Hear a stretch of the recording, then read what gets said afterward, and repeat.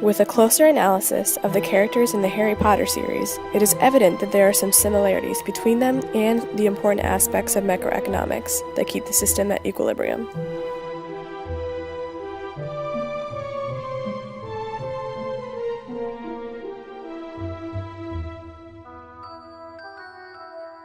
Harry parallels with the concept of positive innovation regarding economic prosperity, even when times are difficult.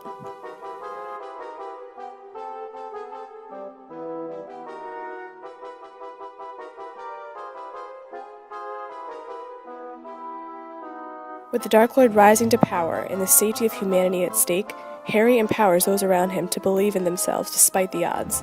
Harry's constant positivity allows others to have faith in their ability, regardless of their title, because every amount counts.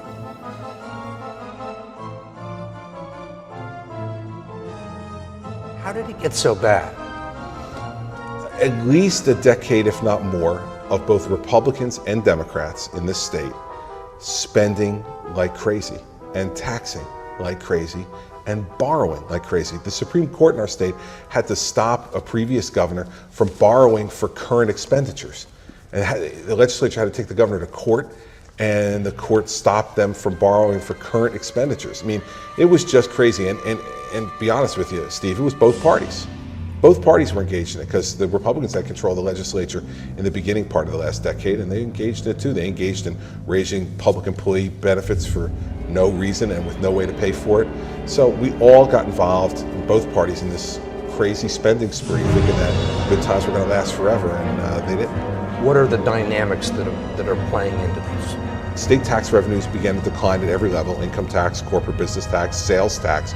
Everything declined at one time.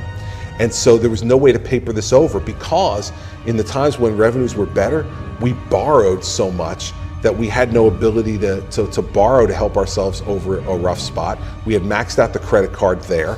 And so all these things, having a confluence of all these events at one time, has exposed what was an underlying problem that was really being papered over by state governments of both parties across the country.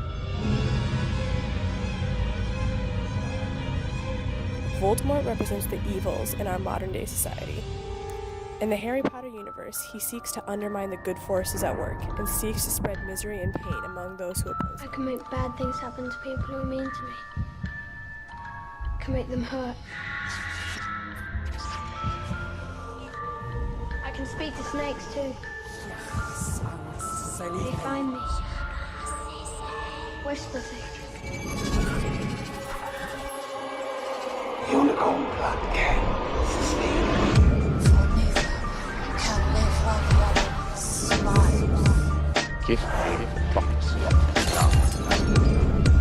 Part of your soul that is hidden lives on, but you cannot die.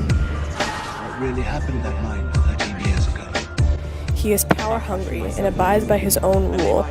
Everywhere would one day fear to speak when I became the greatest sorcerer in the world. There is no good and evil. There is only power. In the real world, Voldemort is represented by the greedy and manipulative forces of our economic system. He is not necessarily a specific label or organization, but a wide variety of negative influences. He represents those who wish to establish trusts, monopolies, and make a profit at the expense of the common and general good.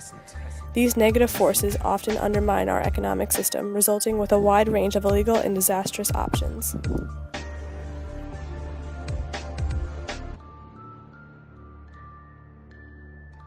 I think I'm different.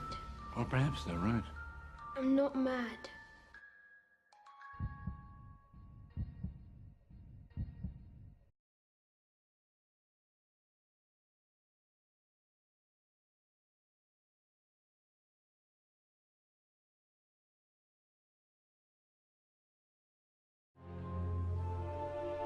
There is no good and evil.